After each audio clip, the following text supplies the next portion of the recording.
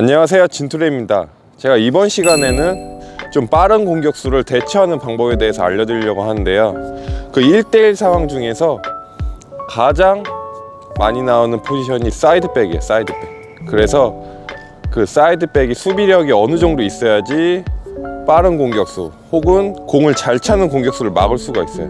뭐 센터백도 뭐 수비 모든 부분이 마찬가지지만 이런 상황에서 어떻게 대처하는지 제가 알려드리겠습니다. 그리고 마지막에 수비에 도움되는 스텝 훈련도 알려드리겠습니다.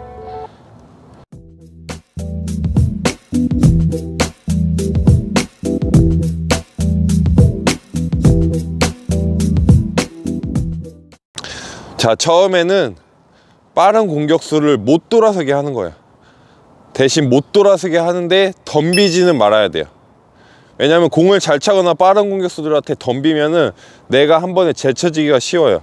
그러니까 볼이 왔을 때 첫 번째로는 빠른 공격수를 못 돌아서게 한다. 이거를 먼저 알고 계시면 돼요. 자, 패스가 왔어요. 내가 사이드백인데 못 돌아서게 이 정도 거리. 제가 이건 말씀드렸죠. 거리인데 여기서 바짝 붙으면 안 돼요. 이런 거는 바짝 붙지 말아요. 왜냐면 내가 바짝 붙게 되면 이 사람이 한 번에 이렇게 제치기가 쉬워져요. 그러니까 여기서는 바짝 붙지 말아야 돼요. 다시 한번 보여드리면 자세 낮추고 대각선으로 볼이 왔을 때 약간 기다리는 수비, 기다리는. 그래야지 내가 이렇게 기다려야지 이 사람이 자기 팀한테 리턴을 주던 백패스를 하고 돌아뛰던 그런 상황이 나타나요. 예를 들어 주고 뛰어요. 주고 뛰면 나는 또 보면서 이렇게 따라가면 되고. 이해되시죠? 자, 빠른 공격수들은 처음에는 이런 식으로 마크를 해야 돼요. 그래야지 내가 못 돌아서게 해야지 내가 수비를 더 편하게 할 수가 있는 거예요. 예를 들어서 볼이 왔는데 돌아섰어요. 이 사람이 돌아서기 이렇게 냅둬요. 공간이 얼마나 많이 생기겠어요. 그러면 이 사람이 쉽게 그냥 치고 달리는 거예요, 뒤로. 그러면 내가 계속 불리해지는 거예요. 그러니까 패스가 왔어. 그럼 못 돌아서게 쓰고 지연. 근데 이 사람이 주고 뛸 수도 있어요. 이렇게 미리 뛰는 거예요. 미리 사이드에서. 이 플레이는 제가 말씀드렸잖아요. 그래서 처음에는 빠른 공격수를 막을 때는 항상 몸을 열게 하면 안 돼요. 이 공격수가 빠르면은 공간이 열리면 잡을 수가 없어요. 그러니까 무조건 못 돌아서게, 대신 뺏으려고 덤비지는 말고 못 돌아서게 해서 이 사람이 상대편 자기 팀들한테 패스 줄 수 있게, 리턴 낼 수 있게 그렇게 만들어야 되는 거예요. 이해되시죠?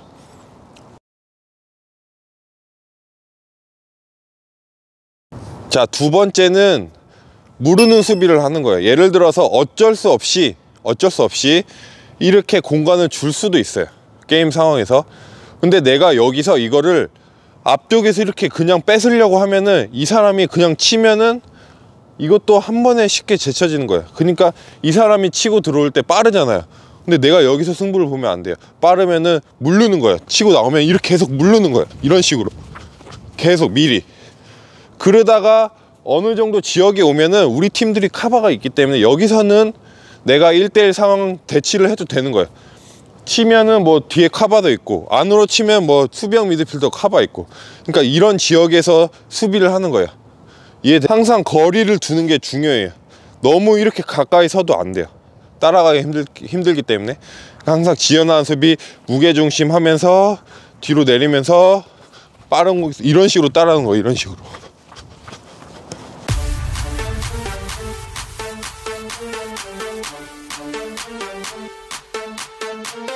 세 번째는 이렇게 상황이 어느 정도 이 사이드로 왔어요. 그때는 우리 편 센터백이랑 얘기를 하는 거예요. 이 게임을 뛰다 보면 뭐 선수들도 마찬가지고 동호회분들도 마찬가지예요. 게임을 뛰다 보면 한 5분 10분을 뛰어보면 아, 이 사람이 빠르다, 상대팀에서. 아, 이 사람이 공을 잘 찬다, 뭐 이 사람이 힘이 세다, 이런 게 어느 정도 파악이 돼요. 그러니까 이렇게 빠른 사람을 만났어요. 그러면 센터백이랑 커뮤니케이션을 하는 거예요. 내가 바깥쪽을 죽일게, 바깥쪽을 막는다는 거예요. 빠른 사람이 있으면 이렇게 쳐서 안으로 치고 갈 확률이 많으니까 내가 애초에 바깥쪽에 쓴다는 거예요. 이렇게 바깥쪽에 서고 안쪽에는 센터백하고 얘기를 했으니까 안쪽으로 치는 건 센터백 네가 맡아라, 이렇게 얘기를 하는 거예요. 그래서 이 사람이 쳤을 때, 치려고 할 때 내가 미리 이렇게 가 있으면 이쪽으로 못 쳐요, 대부분. 이번에는 이거를 반대로 하는 거예요. 반대로. 예를 들어서 내가 사이드를 막았어요. 이렇게 막았는데 슈팅이 좋은 공격수가 안으로 치고 때리면 또 그것도 위협적인 거예요. 그러니까 이거는 상황에 맞춰서 여러분들이 하면 되는 부분인데, 이번에는 내가 안쪽으로 못 치게 그쪽을 막는 거예요. 그리고 나서 센터백한테 얘기를 해서 센터백한테는 사이드로 카바를 가달라, 이렇게 서로 얘기가 돼 있어야지 그런 조직적인 수비가 되는 거예요. 그럼 이번에 보여드리면 내가 아예 안쪽으로 막았어요. 이쪽 사이드로 치라고. 그럼 센터백은 미리 준비를 하고 있는 거예요. 자, 여기서 내가 안쪽 막았어요. 그럼 이쪽 사이드로 치겠죠? 그럼 길게 치면은 나는 이렇게 센터백 자리에 와서 다시 몸을 돌리는 거예요. 이런 식으로. 이런 상황은 이 사이드백이 선택을 하면 돼요. 내가 이렇게 안쪽을 막아버리면 센터백은 이쪽으로 가는 거고, 내가 바깥쪽을 막아버리면 센터백은 약간 이쪽 안쪽을 막는 거예요. 그러니까 여기 뭐 수비형 미드필더도 있겠죠. 그러면은 이 사람이 여기 쳤는데 내가 거기까지 쫓아갈 필요는 없어요. 그러면 더 우당탕탕 이게 더 좁아지는 거예요. 아예 이 사람이 길게 저기까지 치면 그거는 수비형 미드필더나 센터백 튀어나온 거 커버해서 맡기면 되는 거예요. 저는 다시 안쪽으로 가서 자리를 잡아주고. 그러니까 이런 거리도 어느 정도 유지해야 되냐면, 너무 바짝 붙어도 안 되고 이 센터백이랑 너무 멀어도 안 돼요. 대략 한 5m 정도, 5, 6m 정도 간격을 유지해야지. 예를 들어 이 사람이 센터백이 커버를 한다고 바짝 붙었어요. 그러면 이 사람이 툭 치면 우리 둘 다 죽는 거예요. 그냥 둘 다 제껴지는 거예요. 그러니까 이런 거리도 한 5m 정도 생각하고 유지를 해줘야지 길게 쳤을 때 뒤에서 커버를 할 수 있는 거리가 돼요. 마지막으로 보여드리면, 내가 이렇게 안쪽을 죽였어요. 그러면 센터백은 이쪽 커버를 생각하고 내가 바깥쪽을 죽였어요. 바깥쪽을 막았어요. 그러면 센터백은 안쪽을 생각하고.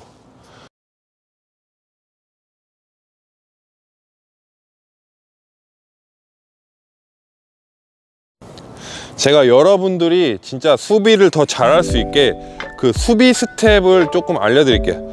자, 이 콘이 있어요. 이렇게 콘이 없어도 돼요. 뭐 그냥 신발 놓고 해도 상관없고, 이 거리만 알고 있으면 돼요. 이 거리는 뭐 콘 한 5발자국 정도, 하나, 둘, 셋, 넷, 다섯, 한 5발자국. 그리고 뭐 여기 옆에는 한 3m 정도, 그렇게 정해놓고 무조건 자세는 낮춰야 돼요. 천천히 보여드릴게요. 이거를 빨리 해야 되는 거예요. 그러니까 갔다가 대각선으로 쓰고 사이드 스텝하고 몸 돌려서 사이드 스텝, 반대 앞으로 갔다가 쓰고 사이드 스텝하고 발 뒤로 빼서 사이드 스텝.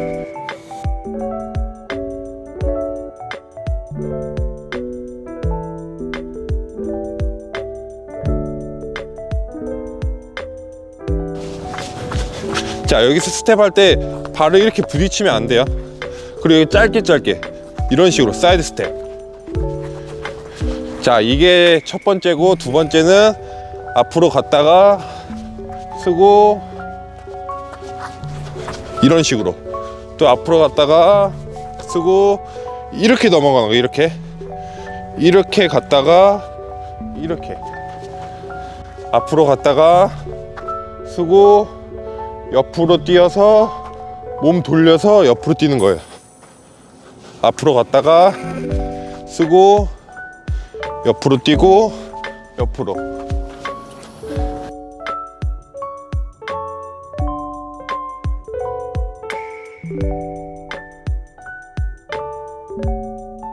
이런 걸 여러분들이 개인적으로 많이 하시면 수비할 때 정말 도움이 될 거예요. 제가 알려드린 이 빠른 공격수를 대처하는 법, 그리고 수비 스텝, 이런 것만 알아도 여러분들이 더 수비를 잘할 수가 있어요. 그러니까 항상 혼자만 수비하는 게 아니에요. 센터백, 수비형 미드필더 항상 얘기를 해서 어떤 식으로 수비를 해야 될지 처음에 그런 커뮤니케이션이 돼야 돼요. 그래야지 조직적으로 수비를 잘해가지고 골을 안 먹을 수가 있는 거예요. 그런 부분 잘 아시고 수비를 하시면 됩니다. 저는 또 다른 영상으로 찾아뵙겠습니다. 이상 진투리였습니다. 일단 수비에서 가장 중요한 부분은 지연 수비예요. 지연. 기다리는 거예요. 항상 발을 절대 뻗으면 안 돼요. 이 수비수들이 착각하는 부분이 있는 게, 공격수와 거리가 이렇게 가까워지면 수비수 입장에서는 그런 생각을 해요. 내가 저 거리가 가까워지니까 발을 뻗으면 뺏을 수 있을 것 같아, 이런 생각을 해요. 근데 절대 그렇게 생각해서 공을 뺏으려고 하면 안 돼요. 왜냐면 공격수들은 오히려 반대로 수비랑 거리가 가까워지죠. 그러면 발 뻗기를 기다리는 거예요. 얘를 이렇게 발 뻗어, 그냥 제쳐지는 거예요. 공격수는 항상 그런 습관이 있어요. 이렇게 가까워지면 수비가 발이 나오면 자연스럽게 옆으로 치게 돼 있어요, 이게. 그러면 발을 언제 뻗냐? 공격수들이 드리블 쳤을 때, 길게 쳤을 때, 이럴 때는 확실한 거예요. 이럴 때는. 아니면 컨트롤 미스해서 좀 길게 쳤을 때, 드리블이나 뭐 이런 부분에서는 발을 뻗어서 커트를 해도 되는데, 그게 아닌 이상은 그냥 계속 기다려요. 이렇게 가까이 갔는데도 이 사람이 발을 안 뻗죠. 그럼 공격수들은 또 무슨 생각을 하냐면, 이 사람이 그래도 수비를 좀 하네, 지연 수비를 하네, 함부로 못 치는 거예요. 그러면 근데 계속 이렇게 갔는데 발을 뻗고 나와요. 그러면 그냥 제쳐지는 거예요. 그러니까 이런 상황을 아셔야 돼요.